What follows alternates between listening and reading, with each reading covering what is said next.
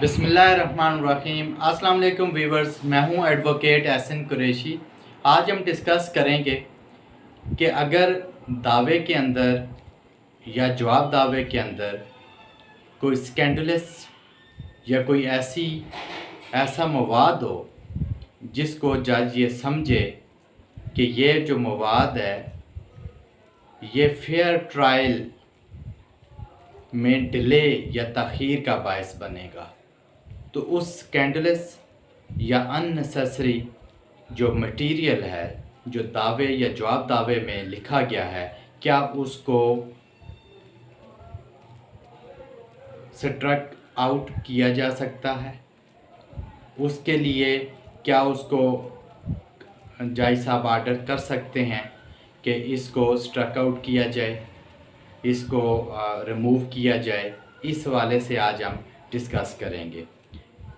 इससे पहले लेक्चर्स के अंदर हमने अमेंडमेंट इन प्लीडिंग यानी कि दावे और जवाब दावे के अंदर तरमीम अगर करना हो तो किस तरह की जा सकती है, उसका क्या तरीक़ाकार होगा, उस हवाले से हमने लेक्चर रिकॉर्ड किया, जिसको आर्डर 6 रूल 17 का नाम हमने दिया। और इसके अलावा अगर जहाँ आर्डर 6 रूल 17 की दरख्वास्त मंजूर हो जाए तो फिर कितने अरसे के अंदर अंदर मरम्मत दावा या जवाब दावा आपने जमा करवाना होता है, उसका टाइम पीरियड क्या होगा, अगर उस टाइम में जमा ना करवाया तो उसका नुकसान क्या होगा? इस वाले से भी लेक्चर हमने रिकॉर्ड किया है, जिसको हमने आर्डर 6 रूल 18 का नाम दिया। उसको प्ले लिस्ट के अंदर जाकर सुना जा सकता है। आज हम डिस्कस करेंगे कि अगर किसी दावे या जवाब दावे में कोई अननेसेसरी या स्कैंडलस मवाद हो जिसको जज ये समझे कि ये तो फेयर ट्रायल जो है उसमें तख़ीर का बायस बनेगा, ये गैर ज़रूरी है, तो जज क्या उसको स्ट्रक आउट कर सकता है या नहीं कर सकता? इस वाले से आज हम डिस्कस करेंगे कि कौन सा रेलिवेंट लॉ है जिसके तहत जज उसको स्ट्रक आउट कर सकता है।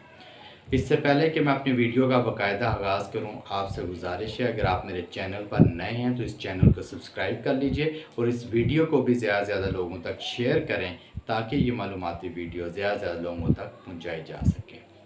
CPC का आर्डर 6 रूल 16, उसके अंदर ये लिखा गया है, आर्डर 6 के रूल 16 में ये लिखा गया है कि जज साहब अगर ये समझें कि दावा और जवाब दावे के अंदर दावे के अंदर या जवाब दावे के अंदर कोई मवाद है जो अननेसेसरी है, गैर ज़रूरी है, जिसकी ज़रूरत ना थी वो लिखा गया है, कोई स्कैंडलस मवाद है